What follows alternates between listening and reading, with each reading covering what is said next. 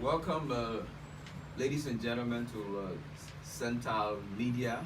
CENTAL Media is actually a platform that has been created by the Center for Transparency and Accountability to be able to profile its activity out there that people can actually understand the inner working of what Center is actually doing, making it public, making its activity public, that you can be able to consume whatever it's producing. So today we'll join. My name is Shine Williams. We're joined by two distinguished personalities from Central. We have Biola Ademula and Gerald Yakola from Central. So could you please introduce yourself? Well, thank you, Shine. My name is Gerald Yakola, and I work for the Center for Transparency and Accountability in Liberia as program manager. And as program manager, I coordinate a lot of projects. And today we are here to discuss one of them. Okay. Alright, I'm Ademola Biodun, also a center staff, and I'm working here currently as a regional coordinator with projects. So it's nice being here again to talk today. Okay, so this morning we were actually going to be discussing the EU budget support to Liberia. And there's no doubt that the European Union has been providing support to the Liberian government. But it's important that we really understand what kind of support has been provided to the government, what a budgetary support, or how actually the European Union has been providing support over the years or currently to the Liberian government. And so today these two personalities from Central will be talking, giving us more insight about EU's activity in Liberia and how it has been helping Liberia in general. So still tuned, we're going to come back and then we will begin the program. Thank you for returning, staying tuned. We now have our guests in studio. I believe they are proper and ready to provide some information that is really needed for the public consumption regarding the EU budget support to Liberia. So Gerald, could you give an overview of what the EU support to Liberia is actually or what it's all about? Yeah, so firstly, the EU stands for the European Union, and the European Union is this body of 280 European countries. Of course, European means Europe, the continent of Europe. And so these countries come together to form themselves into an alliance, into a union to foster mutual growth, economic development, cooperation. So, as part of their own work, they've said, well, it's not always about us. Can we, we have the resources. There are other people that might be in need. There are other people that might be that we can extend our friendship to on all of the countries. So can we also go out? It's not all about the European Union. And so to do that, they establish diplomatic relationships with other countries. And Liberia has been one of those countries they have been able to establish that relationship. And so, as part of this relationship, they have a lot of interventions in the country, and some of them, and the main one which we want to discuss today is the budget support that they are giving to the Liberian government to be able to beef up. Every day we talk about budget shortfall, which may indicate by that meaning that the name itself that we don't have enough money, we're not raising enough money locally to be able to fund our budget. So these partners at the EU are saying, look, can we help the country such that the country is able to raise enough revenue? So they are contributing to our budget in terms of budget support to the Liberian government, but more especially for the benefit of the Liberian people. And that's why we are here to discuss the EU budget support, its modalities, the framework, and how it's translating into the lives of the ordinary Liberian people. So someone listening to you right now will want to know what is the importance of this whole campaign about providing information about the EU budget support to Liberia? Yes, this campaign is some backdrop that there's some sense that the public, or there was some sense that the public was not really aware of the EU's intervention in the country. Okay. So to be able to do that, Central has partnered with the European Union to actually get to the bottom of this. Is that perception really true? Are people actually in the know of the EU and its support to the country? And so, as part of our activities with the EU, the first thing we did was to conduct a survey, a baseline survey that we conducted in 3 counties, namely Gambasa, Bong, and Van Kitman counties. And this survey allowed us to interview over 200 persons. And basically, the bottom line of the survey was that even the national budget itself was really a tool that many people did not know, they have knowledge about. We used to talk about the European Union in support to the country. So with that, it has become a learning curve where we know we've come to understand that there is really a knowledge gap, an information deficit, because the people, the budget is a tool that should benefit the citizens. Is a resource envelope that should be able to impact upon the citizens. So if the citizens are not aware of how much is in the budget, or of this instrument in the first place called the budget, it's really a problem. And as an institution that works on transparency and participation issues and accountability issues and governance issues, we're very concerned about how citizens know about the budget. So because of this, and because the survey has shown that many people did not know about the budget, and they not even know about the EU and other partners support the Liberian government, especially in the area of direct budget support. We thought to launch a series of activities in terms of addressing these information gaps. This seems interesting because if you look at the national budget, okay, for the ordinary person, it becomes difficult to really determine, for example, USAID, okay, USAID aid to Liberia, and then you have EU aid to Liberia, and then besides you have the government's own support to some of these programs and projects. So how it sometimes becomes a kind of gray area to really determine which project is actually supported by the government, which project is supported by maybe the EU or the USAID. So I think with this kind of information coming, people might be able to understand. Look, I mean, this is the kind of support that is being provided by the EU. This is support provided by this, and then this is support provided by government. They are also going to help, I believe, in the monitoring and process. Then let's come to Abiola. Abiola, what is CENTAL actually doing to ensure that people from out there, maybe people in the rural areas, people who do not really have the kind of access to information about the kind of support that is coming from international organizations like the EU? What is CENTAL doing to have these people aware, so that they can actively participate or know what is really happening in their communities? Okay, that's a very good question. I would say that based on the survey that we did, that was the first thing we did was to carry out a survey in the rural area to know this information gap between the rural people and also people in the city. So we realized that most of all the people we interviewed were not aware, even about the budget. They're not even concerned. They don't see it as something they should know. So we had 2 forums in these rural places, Bassa and Cape Mount.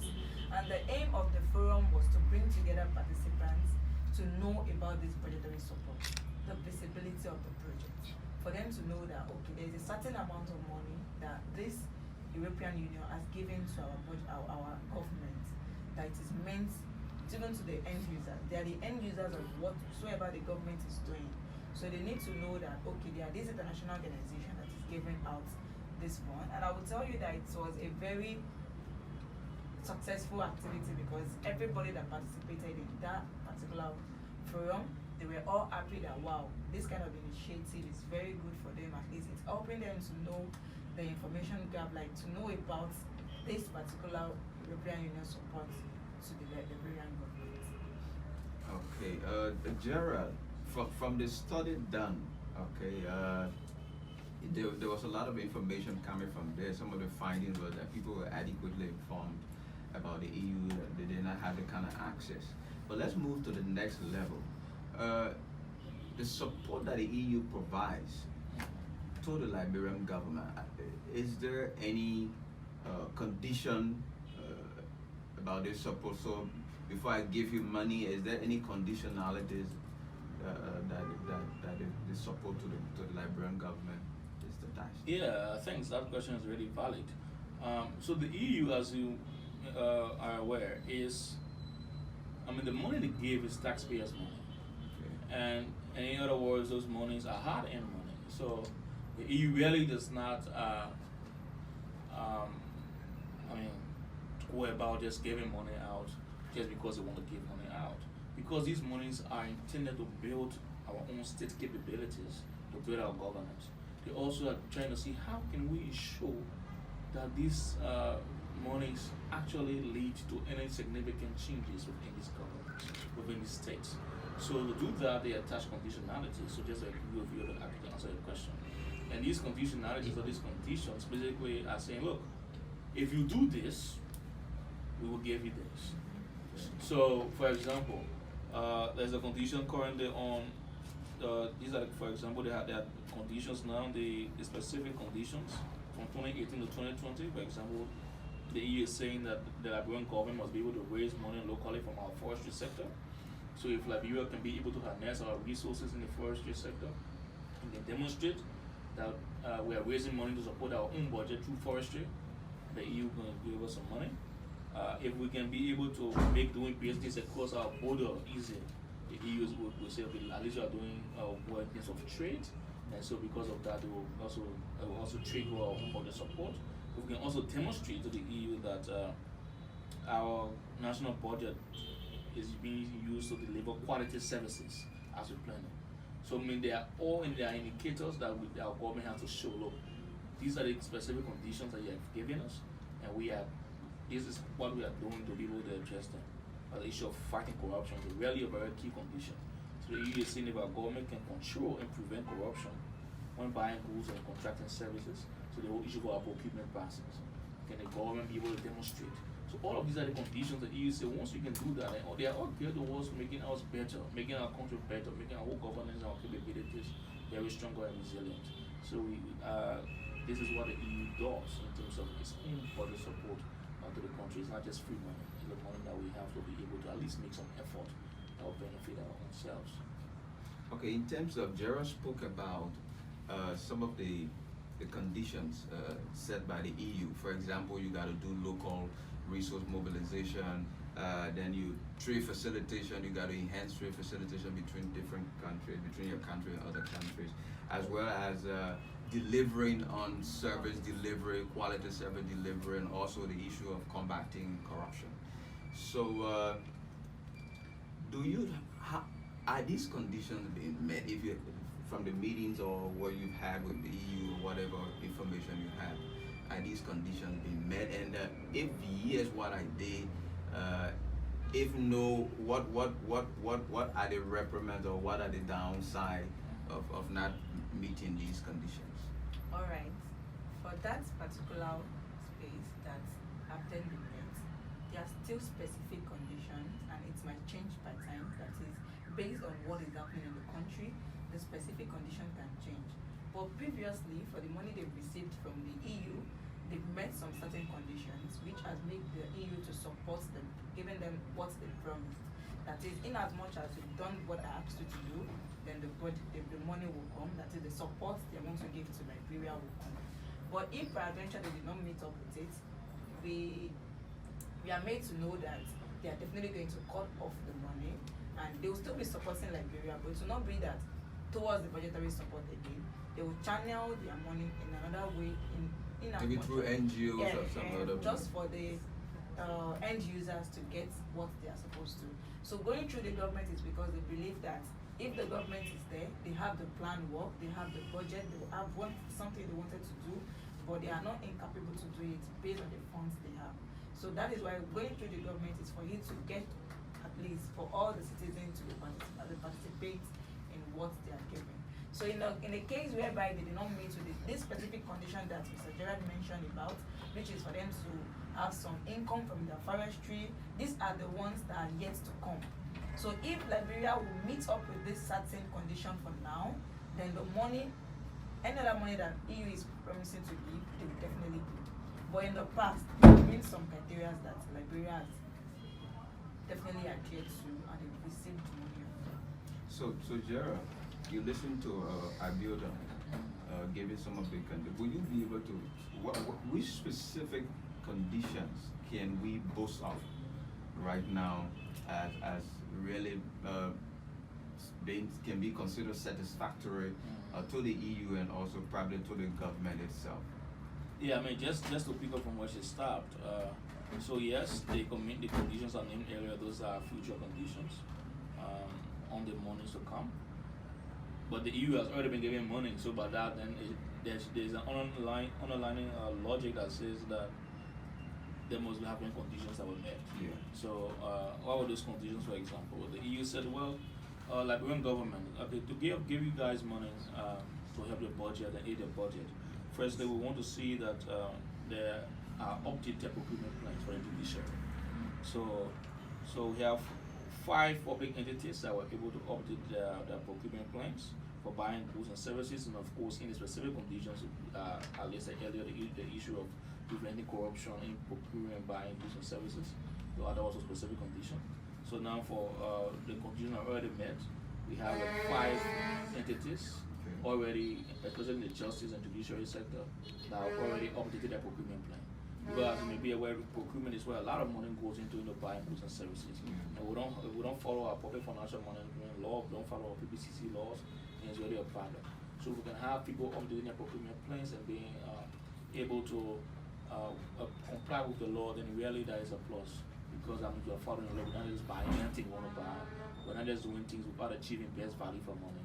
Or we're not going through corrupt practices to be able to get money. You know, you pay one role, and the role, you say the role is $1.6 million, but it's spending 300,000 euro. What happened to the balance money? But we have a very clear procurement process that encourages competition, encourages transparency. Then you can be able, to save money and prevent corruption. So we've been able to have like 5 public entities that are able to comply with that particular specific condition. We also had county treasuries being established in Bong. Before these treasuries were established, all of the county level ministry and agencies, because these some of these ministries have their local branches down in the counties. For example, Internal Affairs, you have the counties who are the superintendent. Most of them will come to Monrovia to get money and process money. But the county treasuries is kind of decentralized, and they don't have to come all the way to Monrovia to be able to process requests and payments. So the EU allowed that as a condition. So look, if you can be able to decentralize your spending, at least so that other of your branches in the counties cannot come all the way to Monrovia, will give you some support. And that was achieved. We also on the issue of rule of law. The whole issue of police has been a really a very serious issue, because you see citizens complaining in terms of the behavior of our police people, the attitude of our police officers. So you say, look, Liberia National Police, do you have any handbook, any rule and procedure, or you have to be able to hold people accountable? If a police officer, transgresses, is there any way that you can hold him accountable or have him penalized? No. So the EU said, look, we have to be able to establish rules for civilian complaints in the first place. So that with that competition, we had the EU pushing our Liberian government, and the Liberian government agreed, and now we have the rules established. So any citizen now can take advantage of that particular mechanism to be able to lay complaint against any police officer. We also had issue about we have a board that was set up. We also have issue about sexual and gender-based violence cases. We had many cases on the docket not being tried, and so the EU said, we have to be able to ensure that we protect our girls, protect our women. So we need these cases not just to be in the docket, have to be action. So the Ministry of Justice, for example, here the prosecuting arm, you ensure that you prosecute these cases. So we have like over 1,522 cases that we're waiting at the magistrate courts try and decide. That is across the country? Yeah, in Bong, Nima, and Lofa alone, 1,522 cases were tried in terms of access to justice, especially for women and girls. So these are the areas. So the EU looks at how we are operating as a country, what are the constraints, and say, look, can you do well here? If you can make some efforts in addressing these concerns and constraints and challenges, we'll be able to give you support. And because it shows that you are building yourself up as a country, you are strengthening your governance systems, and so we can give you support. Yeah. So from what you've just said, it signifies that the more we're making gains in the integrity sector, the more we're making gains in terms of service delivery, the more we're making gains in the area of rule of law, the more we're making gains in terms of local resource mobilization. And obviously we're going to have our international partners providing more support to the country.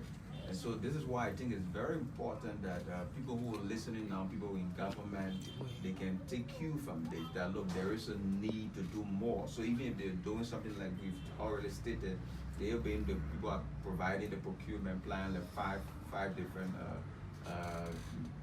ministry, the ministries, they'll be able to provide the updated procurement plan that other ministries and agencies can also follow, such that there's going to be increased budget support for the national government as a means of helping to implement a lot of the program projects we have around. So Abiola, in terms of what will you say from the research conductor, the study conductor? What will you say as the single most thing that you think is important for the government to ensure that there is increased budget support? All right. What I would say is that from the survey, the citizens were dissatisfied with how the government not being transparent, not being coming out to tell them this and this. Not that the partners themselves will be the ones to visibilize their project, like visibilize their budgetary support to the government. And I wanted to say again that it's one of the criteria. They need to inform the citizen about their budgetary support, that is EU budgetary support to the government. But I don't want to say our government don't know the right thing to do. Probably I don't know their excuse for not doing that. But in as much as the citizens are getting to know that they need to know about the budget, they are the end user of it. So why should they be kept out of it? I can't really say because I can't speak for the government. But I'm just saying that the government needs to be more transparent in their dealings for them to receive more help. Because if you are not being transparent, if I'm giving you 100 LD and you cannot give me the feedback on how you spend the 100 LD, you expect me to come back with giving you 200 or 500, I won't. Because you're not being able to give me the account, you're not being able accountable for what I've even given to you. So for us to receive more from the international partners, we also need to be transparent and be accountable for whatsoever that we receive. So Gerald, let's come to Gerald. What will you think is the backdrop or the justification for the EU, because the EU has been supporting the government over a period? So what would be the justification, or what had been the trigger for which the EU and CENTAL has decided to actually carry on this program? Yeah, what has been the trigger? And I think the trigger may be accountability. The EU is also accountable to its taxpayers. So the EU, firstly, and is in a way accountable to the Liberian people, because I mean they are helping us, and so if they are helping us, and there's someone who is in the way, who is a middle person, who is the government, they are also supposed to ensure that that middleman is doing what he's supposed to do. So the trigger, I would say, is that firstly the survey. So there was this perception, but this perception was not really concretized. So there has to be this study, and the study was done, and the study really showed that people were not aware of the budget. So then it confirmed what was out there, that there's very little information on the EU budget support. And so that in itself was, an empirical study that showed that this is a trend. And so because of that, we now had to take some actions. So it's not just now CENTAL thinking, well, the budget is something that's opaque, many people don't know about the budget. It's not just the EU saying, well, do we already know about the EU that we're giving money to the government? But now we have studies that was conducted.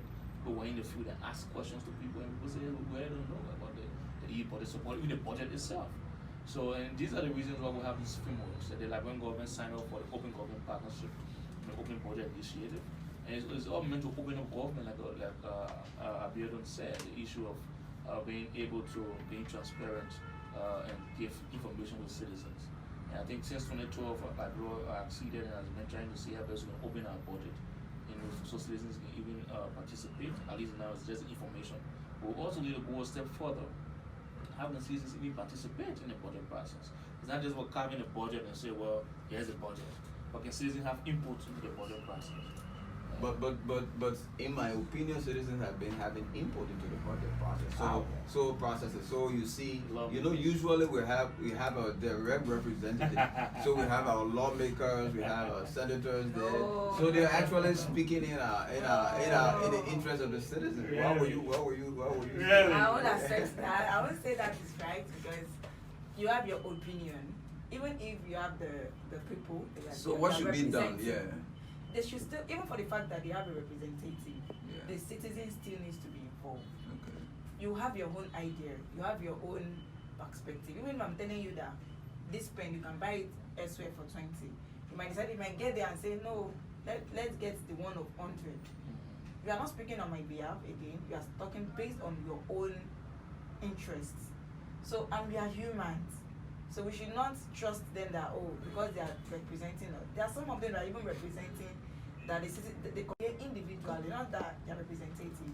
Like probably one or two person that you say that is knowledgeable enough to understand and that can also give something, input. Like it doesn't completely have to take all their ideas, but at least let them say that, oh, I was also part in this particular process. Okay, so in closing, to summarize all that we've discussed, what do you think, and that goes to the both of you, what do you think will be what will you recommend in terms of, but first, before your recommendation, what do you think will be the advantages for the EU who is providing the support?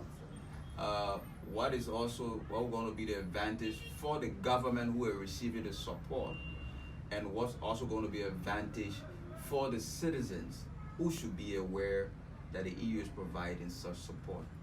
Okay, firstly for the partners, at least it will be a success and a plus for them that, oh, in this particular country, Liberia, that we are supporting, they are being transparent, they are meeting their specific conditions for us to provide more. One thing is to definitely attract more of their funding to us. And for the government, it's going to help us to represent the citizen well. Because the citizen have trusted you enough to vote you in to represent them. So if you are meeting up the specific conditions, as in, it will even enable other international partners to come into the picture. That, oh, Liberia is really doing well in their corruption, in their transparency. Even if the president is going out, is taking ₦1 out of the account, it is being publicized and all those kind of things is going to help the country as a whole. So even to the citizen, it's definitely because they are the end user of everything that comes into the country. They are the end user of it. If the government is building an hospital, it will visit it, but most out of the 100% of people that are visiting the hospital, to be the citizen, they are the end user of whatsoever service that the government is rendering. So it's also going to represent them more, even when they are out of the country. That, oh, you are from Liberia, people will want to partner with you. They want to work with you because they know that, oh, there is somebody somewhere that is representing you well on that space. So it's definitely going to be helpful. Okay. So from what Abiadam said, Gerald, what would you recommend finally to the government of Liberia? Well, to the government of Liberia, I want to recommend, just in the news, it's currently on our CENTAL budget website. Our CENTAL budget website now is carrying a story that we're going to lose $1.2 million because the government has failed to finalize its procurement procedures against some of the procurement plans. So we have You mean from the EU? Yeah, so there's a condition for the EU now. So the other one was in the past, the first 5 minutes we will talk about. Yeah. Like now there's a particular condition, the same procurement, Okay. that says there should be some 91% compliance, so 91% of all government ministries and agencies Should comply. in terms of their procurement plans. And now I think we have only 82%. It came up in the last national policy dialogue roundtable we had just recently. So it shows that, so we're not going to get that money because So we're still lagging behind on. so we are missing out just to update the procurement plan. We're going to miss out on $1.2 million. So I really, it's something that we could have cut in to use maybe for some of our purple roads or for some of our education ventures. We're going to lose all that money because other ministries have not submitted. Do we still have time, or the time has elapsed? I'm being told that the time has already elapsed, even though they are in touch with the EU looking for adjustment, but time has already elapsed. And we have to lose that. I'm not sure they can convince the EU, but so in terms of really what the government should be doing, we think some of these low-hanging fruits need to be grasped. This one is just it's your own work by law. You're required to do procurement plan. And the EU is saying, okay, so if you do a procurement plan, that which the law requires, we'll give you money for it, $1.2 million. And what you have to do to help in your own purchasing of goods and services as an entity, you cannot do that. That really is a problem. So I think as a recommendation to the government, I think we need, aside from the EU support, those processes we have as a country, we need to be able to do them, such that we can be able to have a viable state and viable governance framework, aside from the EU support. Even where we have these triggers coming in the conditions, let's try to meet them, because we don't have a lot of resources. The EU says, raise money locally. Raising money locally is our own good, and also they say if you do that, we're also going to pay you for it. Can you imagine? So I think these are things we need to be able to take advantage of, because it helps us, and if someone is going to appreciate us, because of how I look at it, appreciate us for doing good.